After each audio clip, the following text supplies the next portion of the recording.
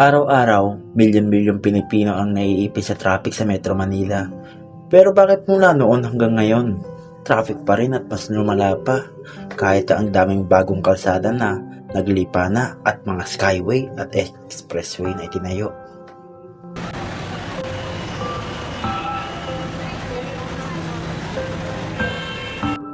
Ayon sa worldbank.org, halos 2.4 bilyon ang nawawala sa ekonomiya ng bansa o hindi bababa sa 800 billion pesos kada taon.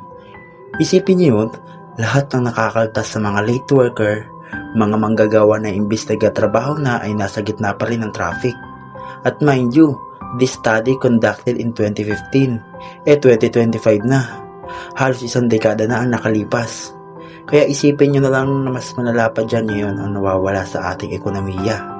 Noong 2024, umabot na sa 3.5 billion ang economic loss o 1.27 trillion kada taon. Ayon yan sa JICA. Grabe, di ba? Ganyan nakalala ang traffic sa Metro Manila.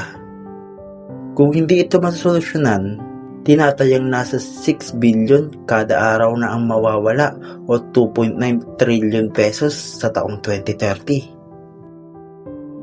Kaya may mga pasahero na namang napilitang maglakad.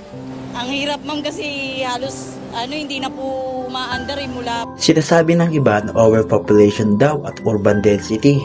Pero para sa akin ay hindi. Normal para sa mga big city sa mundo ang high density at high population. Ang nangyari lang ay hindi sumabay ang infrastruktura at transportasyon sa paglago ng Metro Manila. The government did not provide means of transportation for the growing population. Alam nilang aabot ang 20 million ang population sa Metro Manila, pero wala silang ginawa, or kung meron man, is hindi sapat.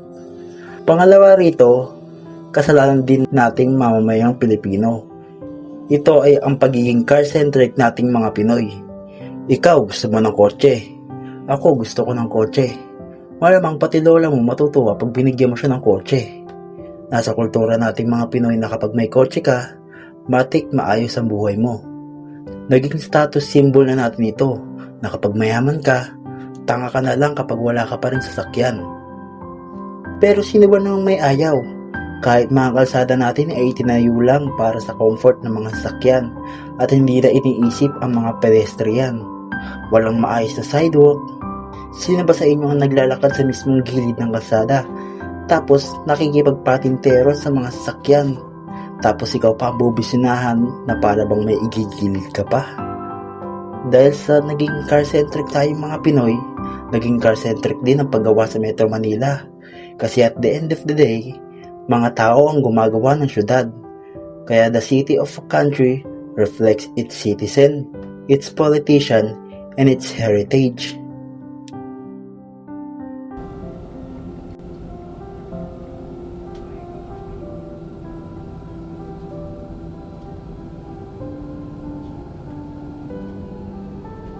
Sa ngayon, MRT at LRT are getting better, but far from being better.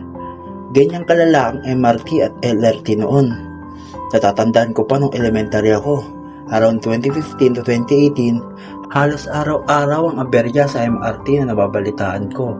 Jeepney phase out at mga jeepney strike na lalong hindi nakakatulong sa problema.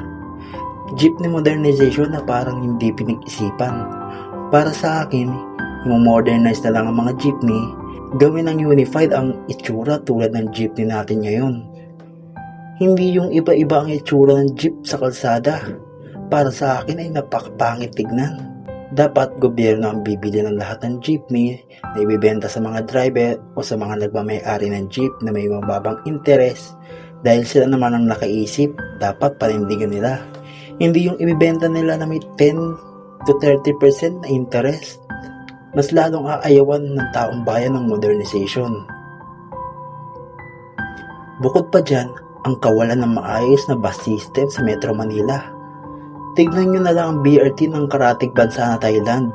Sa sobrang all-in nila sa BRT o bus rapid transit, ginawa nilang pasalubong ang BRT sa mga sasakyan para talagang walang magtangkang kotse.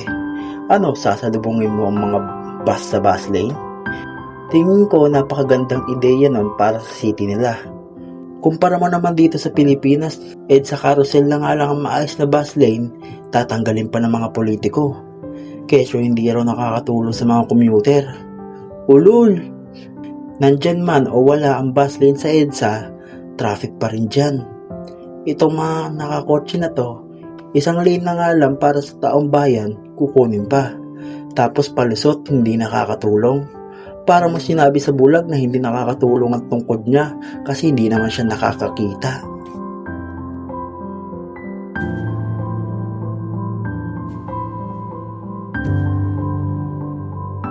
Isa ito sa mga pinakaugat ng lahat ng sinabi ko.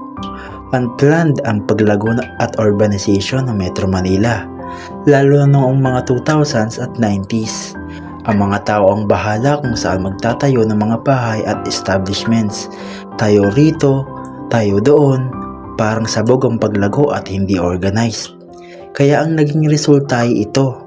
Walang maayos sa sidewalk, walang subway, walang maayos sa bus system at trail transit, hindi pinag-isipang mga kalsada na nagiging dahilan ng mga aksidente, at marami pa. Hindi na ako mag-dive in pa dahil masyadong malalim ang city planning. Gagawa na lang ako ng video about dito. Pero ang suma pa rin, ito ang pinakadahilan bakit ka nahihirapan maglakad, magbike o mamuhay sa Metro Manila. Pero alam naman natin lahat na korupsyon talaga ang punot-dulo ng lahat. Dahil sa mga kickbacks at pagkuha sa mga pondo para sa ikakabuti ng pamumuhay, ito ang nagiging resulta.